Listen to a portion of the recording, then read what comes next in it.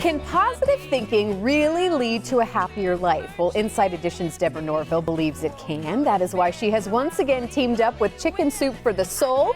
The latest book is Think Positive, Live Happy, and Deborah joins us once again this morning to tell us more, along with what's coming up tonight on Inside Edition. Good morning. Happy Halloween.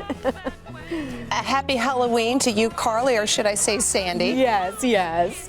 We're having a lot of fun today, and I am sure this book that you have once again teamed up with was a lot of fun to put together as well. But this isn't the first time that you've kind of dealt with these topics. What is it about these type of books and talking about gratitude and thankfulness that kind of keeps drawing you back? Well, it's not just that I believe that it makes your life happier. There's actually scientific research. And several years ago, I wrote a book called Thank You Power, Making the Science of Gratitude Work for You. And it was a bestseller in America, bestseller in Korea. And it really detailed the science behind positive affect. When you focus on the things for which you're grateful, when you put yourself in an optimistic frame of mind, it actually starts an upward process that not only lifts your spirits, but actually broadens your ability to make associations, to solve your problems, to figure stuff out.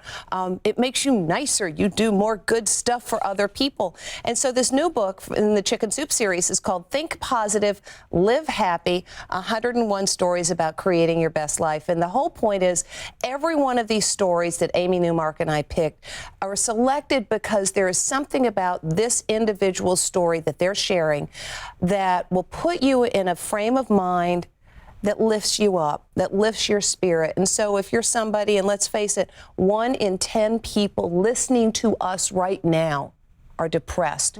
And so you know who you are. And if you're grappling with depression, if you're having a hard time lifting your spirits, books like this help because it just sets that trigger and allows you to think about something good. For instance, there's a story of a guy that we featured on Inside Edition called Fred Loomis. And Mr. Loomis was diagnosed with pancreatic cancer, which is not the cancer you choose. If you're going to get cancer, you don't want this one. And his doctor couldn't even say, hey, plan that family vacation for Christmas. He said, I can't guarantee you'll be around for it. So he said, okay, I'm going to make the most of every day, however many days I've got. And here's Mr. Loomis playing with his grandkids and looking at photo albums from the 9 family vacations he's been on since his diagnosis. 5 years have elapsed since the doctor said you've got pancreatic cancer. And we're not here to say you're going to beat cancer if you think positive, but you can make the most of living with cancer if you do have a positive mindset. Oh, I so love that. And I love because a lot of those stories tend to go viral, but it's so nice to have a book where there's so many right there at your fingertips. I love that. Well, hey, let's get to tonight's episode of Inside Edition. Yeah, so tonight we've got a story of a girl that your viewers may be familiar with. Her name is Natalia. She came to this country as a little orphan from Ukraine, and she suffers from dwarfism. And the family that adopted her later said, oh, she's not a little girl. In fact, she's a grown woman. Here she is with her adopted parents the day she was adopted.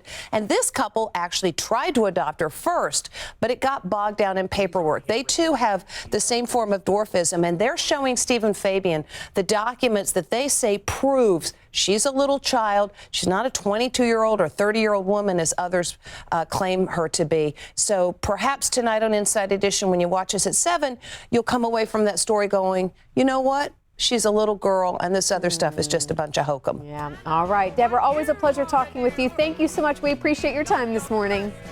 Thank you. Happy Halloween. All right.